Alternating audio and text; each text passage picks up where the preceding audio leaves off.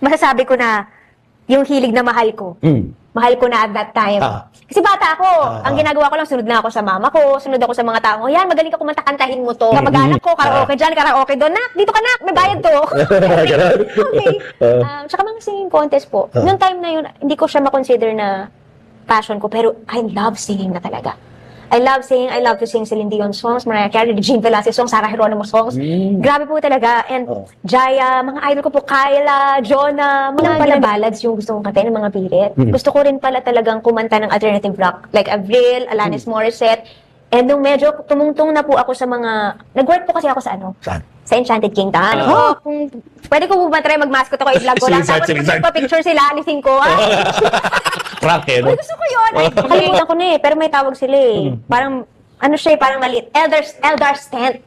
Doon po sa Elder Stand. Nandun po yung mga Mulan,